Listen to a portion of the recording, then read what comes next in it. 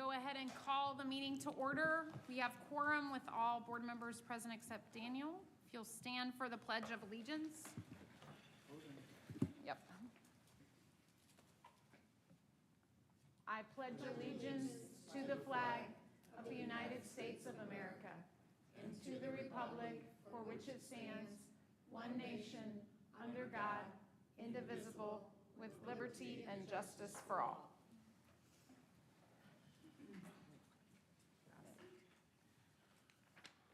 All right.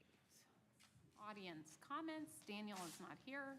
There are no public participants in the room, so I don't think I have to read this. So item 1.05 is the tax rate. All right. So we do have a little presentation on there. I don't necessarily need to go over that, I don't believe, because it just explains the process, which we've kind of went over several times, just on how we come up with the tax rate in itself. Gives us a little bit about the assessed valuation. We're about $1,542,064,670 now of the August 31st assessed valuation that was from the Board of Equalization. That's about $90 million more than the previous year because this is a reassessment year. It's interesting because we have not grown in the past 2 years to a normal, to an average trend over the past 20 years. So we'll hear a lot about assessed valuation growth. I think we're starting to see that normalize now. Well, what we would consider to be a normal rate of growth based on our history. So I did go through and give you some of the assessed valuation history that you can see, and you can see what's happening with our assessed valuation. We have a $4.88 ceiling this year. After going through and getting authorization from the state auditor's office, we will be at, and that 488 is just for operating dollars. We will be at $3.72, 37241, and that's just for operating. Again, we have a $4.88 ceiling.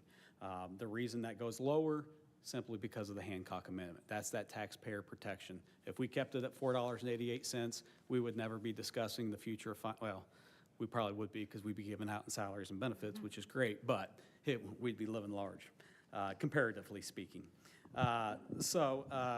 Gave you the history of it, and you can see what that's done a little bit over the years. Again, I do want to say, though, when we look at this amount of money, what we budgeted for is about, from an assessed valuations consideration, we had about a $10 million loss from July 31st to August 31st. I asked the assessor, what was the reason of such a significant loss in assessed valuation? And it was due to the casino appealing their taxes, successfully appealing their taxes. And that's a commercial rate, so that's a much higher dollar amount that comes off the books for us. Not saying that they were wrong or anything like that, but if one were to go back and look and say, oh my gosh, the budget's different, the tax rate's a little bit different. It's minuscule, but it's enough to make a difference for us of a couple $100,000. That is the reason as to why, and that was the predominant reason according to the assessor. Asking the board to approve a tax rate of $3.72, 37241 for operating, and then that standard 75 cents for the debt service, which we have to pay just to pay for our debt. We could go much higher than that, but I roll that back and just we try to maintain that 75-cent rate. So I believe that the total is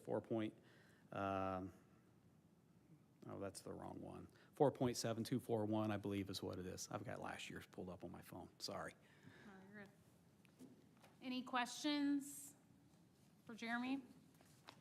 If not, I move to adopt the tax rate as proposed for the 25-26 school year as presented. Is there a second? I'll second. Okay. All those in favor, or is this roll call? No, it's not roll call. Okay. All those in favor? Aye. Opposed? Okay. I move to adjourn the meeting. Is there a second? I second. All those in favor? Aye. Aye. Opposed? All right. We will move up.